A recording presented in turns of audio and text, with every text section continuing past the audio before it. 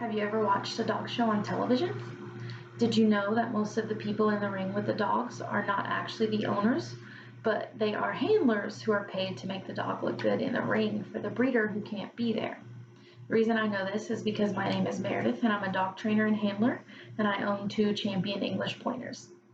This is the breeder Miss Leanne in the picture with Pinpoint Bregman at the AKC National Championships in December of 2019. He got his champion title at only 2 years old, which is an amazing feat. Dog shows may look boring or even confusing when you just watch them once a year on TV for a little while you're waiting for Thanksgiving dinner to be ready, but they're actually super fun and rewarding, and there's a lot of crazy stuff that goes on behind the scenes that you don't get to see on television. So if you're thinking of a career change or a new hobby and you love animals, especially dogs, this is going to be the beginner's guide to dog conformation. Today, I'm going to talk about the origin of dog shows, why they're important, and how they work. And of course, to talk about how they work today, we have to start with the origin. So a really long time ago, hunters with hunting dogs got together to decide who had the best dog, which ones had the best physical traits and personality traits. So they got together and compared their dogs to each other and picked the best traits and then kept breeding those dogs that had the best traits. Over time, word got out that they were judging their dogs this way, and other people joined in with just pet dogs who maybe didn't have a job, they didn't work on a farm or anything like that, but they wanted to know what the breed standard was, what the best personality or physical qualities were for each breed. And as time went on, the breeders couldn't go to all of these shows because they just didn't have enough time, and it requires a lot of traveling. So they would pay a handler to go to the show for them and make their dog look good so that their breeding program would gain more notoriety around the country. So now we're caught up to how today's dog shows work. So we're going to talk about how dogs are judged at these shows. So whenever you go to a dog show with your dog, the judge is going to judge how your dog looks and how they behave. This is Pinpoint Spill the Tea, but we call him Harbor. He was born on the 4th of July this year, and as you can see, he is standing perfectly still and there's nobody holding on to him. This is the way that he was bred, because show dogs are trained to sit still, and as you breed those dogs that sit really still over time, the puppies are born kind of already knowing how to do this, which is pretty cool. But a judge is going to look at the angulation back here and make sure that the dog has good legs. It's not only the way that the dog looks, but it affects how they run and how long they're going to live as well. Make sure they have good hips and things like that.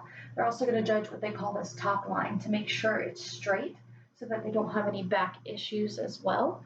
They also look at how the feet stand. I'm sure you've noticed before that show dogs sit really high on their paws.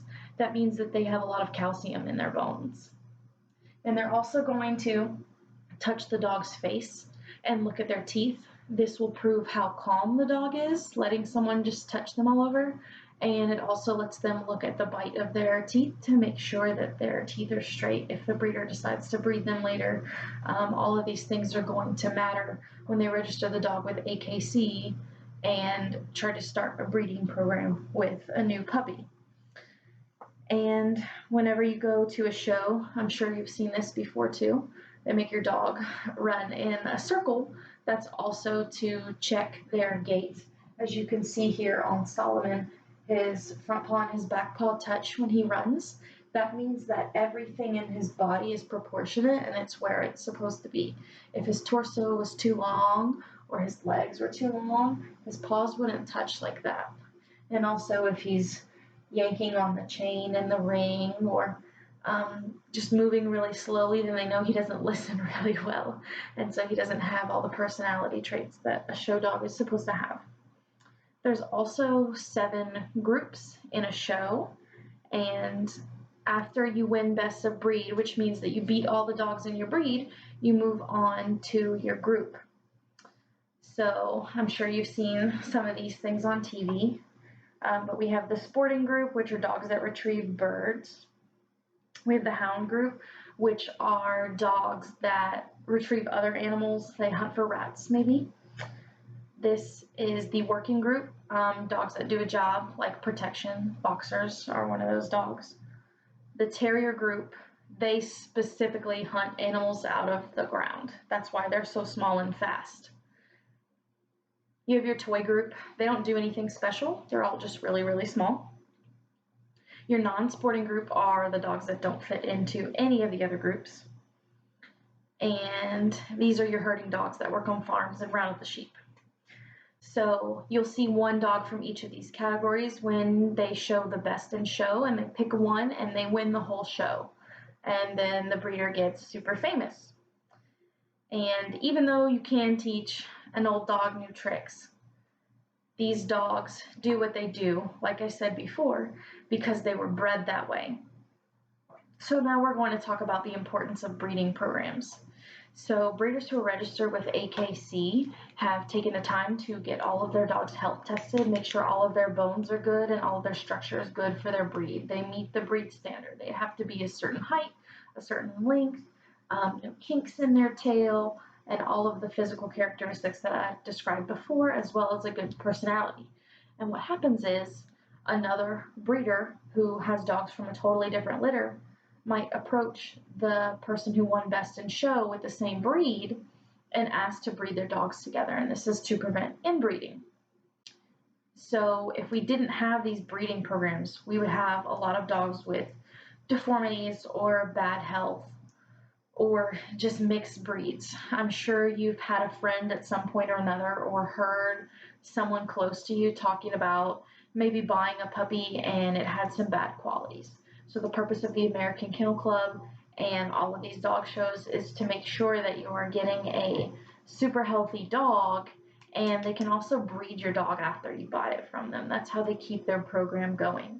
And this makes sure that we keep that breed standard in place, and we still have dogs that look exactly like they're supposed to, which I think is pretty cool. So again, if you've ever considered maybe taking up a new hobby and you really love animals, dog showing is a dying sport. And we're always looking to get kids involved and adults involved as well. And if you go to the AKC website, you can find information for adults and children to take classes that teach you how to do these things. And you get to travel when you do it. So if you love traveling, you'll make friends all over the country and even all over the world, with just something so simple as playing with a dog.